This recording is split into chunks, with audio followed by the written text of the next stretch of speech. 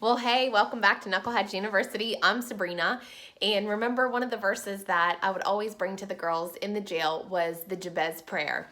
And it's 1 Chronicles 4:10, which means every morning I would encourage them to pray this prayer over themselves. And then as soon as they started getting that to really down in their spirit for them, I would also encourage them to pray this over their family. So this is what I'm encouraging for you, to remember the Jabez prayer for yourself. Pray it every morning over yourself. And then after that, start adding your friends and your family and those who have hurt you. It's amazing what prayer can do. So remember, the prayer goes like this: Father, bless me today. Expand my territory. Keep me from evil and keep your hands upon me. And the Lord bless them.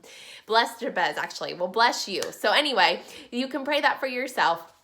And you can pray that for your family. Today, we're going to talk about jobs. J-O-B, Journey of the Broke. Just kidding.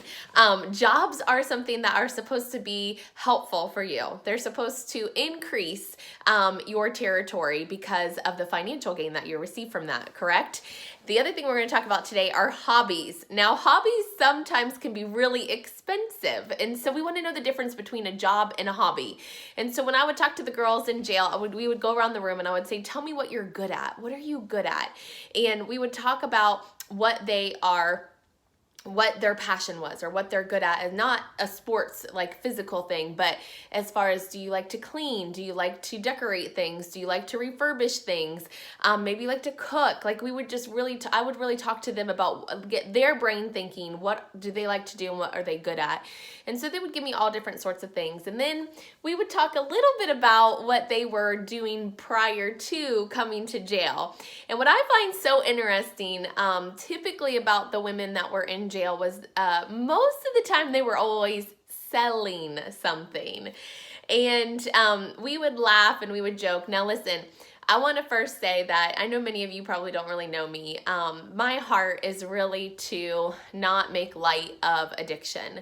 My heart is to say to women, stop allowing it to define you. And let's just talk about it and get the truth out there. And once it's out there, what are you going to do with it? You know, the enemy wants to keep us in darkness for so long and keep labels on us and keep us hidden so that we can't move forward. And I'm a very big believer in, hey, let's talk about the truth. Let's get it on the table. Let's talk about what we need to fix and move forward. And sometimes those are really hard conversations to have. So as far as the job go, we would joke a little bit and laugh a little bit that, you know, they're very good, most of them, at selling something. And I always would say to them, many of you have been working at a job for the kingdom of darkness for a really long time, on the streets, in clubs, you know, just in different houses. Like, there's a lot of things that you were doing for the kingdom of darkness. If you just turn completely away from it and look towards the kingdom of light, you would be surprised how much income is going to come into your household. And their eyes would just light up, and it was like a truth bomb went off in their head, like, oh yeah, I am really good at selling something. So I would encourage them, hey, if you were selling in the past, try to sell something that is healthy. Sell something that is good for people. Sell something, use your skills that you've gained and learned in the streets for your benefit, but for the benefit of the kingdom of light. And so anyway, we would go around the room, we'd talk about what they were good at, and most of the time, it could turn into a job. Now, I'm a very entrepreneur spirit, so I love having your own business. I'm all about creating wealth for your family. I'm all about creating wealth for your community. The entrepreneur side of things is amazing. The entrepreneur side of things takes a lot of hard work, though. It takes a lot of commitment, a lot of dedication. There is a lot of faith behind it as well, too, because you're not going in and collecting a paycheck. You are literally going in and working. And sometimes, as the owner of that business, you may not be taking a paycheck right away. So we would talk a little bit about selling things, okay? So the other thing we would talk about is the fact that it's really important for them to have a job and to know exactly where they're going to be going and what to expect. And I know you can't know down to detail everything that's going to happen as soon as you get out of jail, or maybe you're in this place right now where you've been out for a little while and you have no job, you have no car. I still talk to several people that typically the car is the biggest issue. And I want to encourage you to find a job that you can walk to. So if you have no car, that's the first thing I would tell them. You need to find a job close enough where you can walk. And if you do have someone that's able to take you, because being your taxi cab driver is very time consuming, you need to make sure you think of that person taking you. Give them gas money. Make sure you clean their car out. Make sure you don't leave trash in there. If their car's a mess, ask them if you can clean it. Sometimes people just don't really think about that. But as the person coming and asking for help from someone so that you can get to this job, you need to think outside the box a little bit and really appreciate and thank the person that's taking you. If you have a car, that's great. Make sure you have insurance. Make sure that you have coverage for your vehicle, you guys. I have learned so much about what it is that many people are doing to get around the system and want to be blessed, but they're cheating the system. You have to have insurance to drive your car. That is mandatory, and that is something you need to do. And you have to have a driver's license to drive a vehicle. You would be surprised the weight that will be lifted when you're doing things that are legal, so that you don't have to worry about driving down the road and a police officer passes you freaking out because, oh my gosh, I don't have insurance, or my driver's license expired, or I have drugs in the back of my car. And you really have to think clearly. I need to do things correctly and in the right steps, and it doesn't happen overnight. And I would also encourage you that if someone is paying that for you, maybe they started your insurance for you, they paid the premium, maybe they helped you get your driver's license back, you need to pay them back. I mean, I don't care if it's $5 a week or $5 a month. You need to pay those people back, because that is responsibility. And so anyway, if you have a car, that's awesome. You're gonna be able to drive. Make sure you have coverage and everything on that you need. If you don't have a car, you have to find a job where you need to walk. Now, some people, I already know, easy enough for you to say, Sabrina, you've never had to walk to work. Listen, the company that I own is it's called Knuckleheads. It's a burger and ice cream shack. Maybe I've already said that in the past videos, but that's where Knuckleheads University came about. And we started hiring girls who were coming out of rehab. And I learned so much from them. And this is part of the other reason where this course has come from, this program has come from, because I couldn't believe how hard they were working and how many things were up against them, including the system that is supposed to be there to help them. So I'm kind of all over the place. Let me back up a little bit. So the reason I know that you can walk to your job is because I had an employee who would bike to Knuckleheads. She would ride her bike to Knuckleheads and home, and she lived about 15 to 20 miles away from Knuckleheads. And I remember thinking, and it was near winter time, you guys. It was cold. It was cold some days that she was doing this. I remember thinking, she should not be doing this. This is so unsafe. The bike path, and we would close at 10, and she was my closer, so she wouldn't get done until 10:30. That's just scary. But I also remember thinking, it's not my responsibility to take care of that. My responsibility for her has been to give her a job. And as long as she shows up and as long as she does her job, the Lord will bless her. Now, her story is really amazing, and I hope one day that you're going to be able to meet her and see the progression that happened for her. But I believe because she got on her bike and she pedaled to Knuckleheads, 15, 20 miles. I think it's 15 or 20 miles. I'd have to double check with that, but I'm pretty sure it was 15 miles. Or 20. Anyway, sometimes my numbers get a little off, but I always try to come back around and say, okay, maybe it wasn't 20 miles. I do think it was about 15 miles though. Anyhow, her story is amazing because right now her life is such a blessing. Oh my gosh, I don't want to tell you her story right now because I want her to be able to do that, but you guys, she was blessed because she did the work. It wasn't forever that she had to ride her bike, but it was for a period of time. So if you need to walk in the rain, in the snow, you've heard all the stories, uphill, 50 miles, get it done. Why? Because that is where you are right now. One of the other things that I really encourage the girls to do is take personal responsibility. Don't feel sorry for yourself and don't let other people feel sorry for you.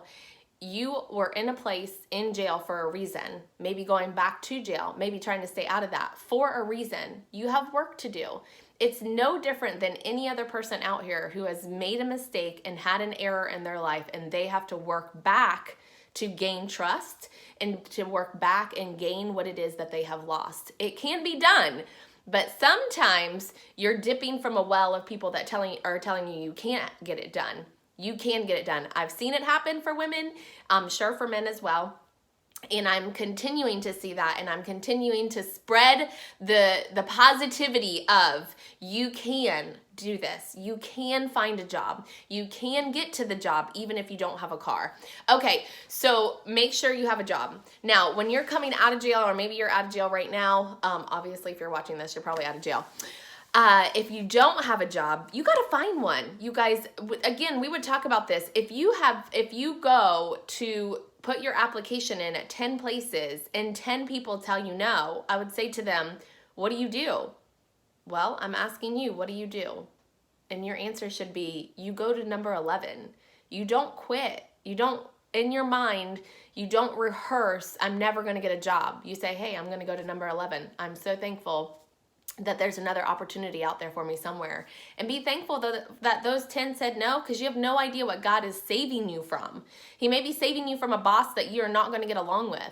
He may be saving you from an environment where there's a lot of drugs in there or a lot of things happening in there that he's like, hey, I don't want you to be a part of that. So many times when doors close, we think that it's a negative thing. And I will tell you that I do the same thing in my life, but I've learned to remind myself that's a protection.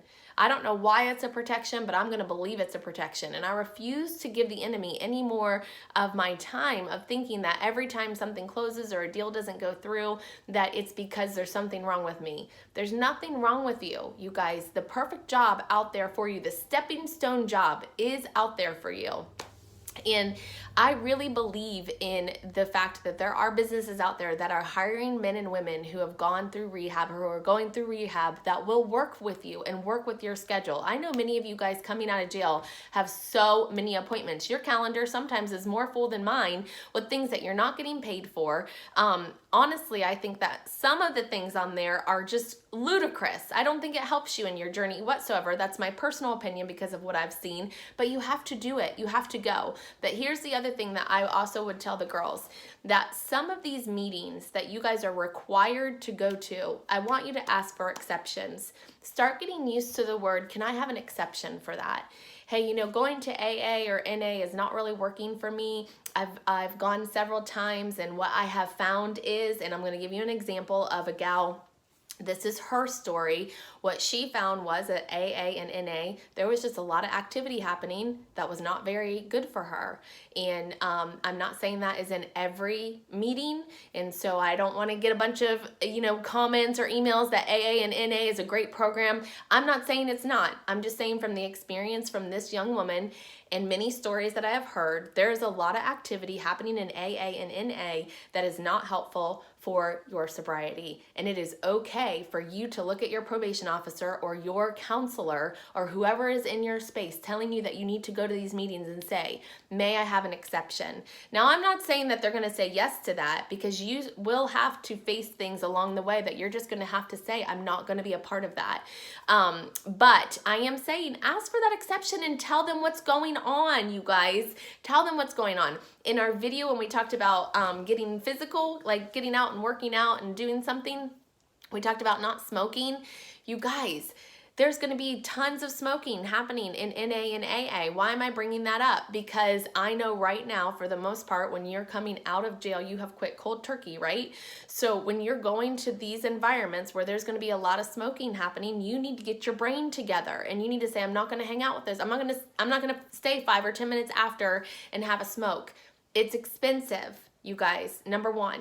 Number two, it's terrible for your health, and you know that. And number three, you're going from one addiction right into another addiction. Smoking isn't an addiction. It is an addiction, and it's really important for you to remind yourself and get geared up for what you're about to go into so that you can conquer it. You can conquer it.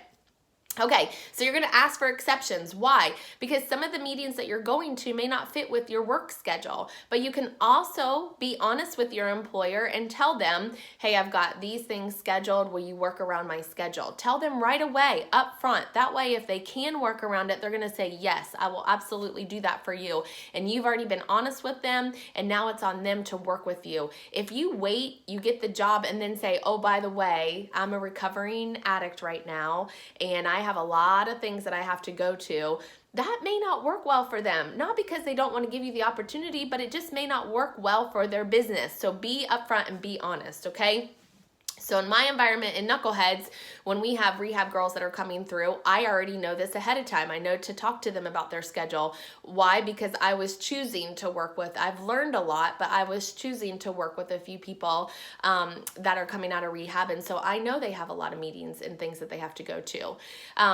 But it's important for you to get a job, okay? So I hope that came across. Get a job. I don't care what you start with, as long as it's legal and it's healthy, okay?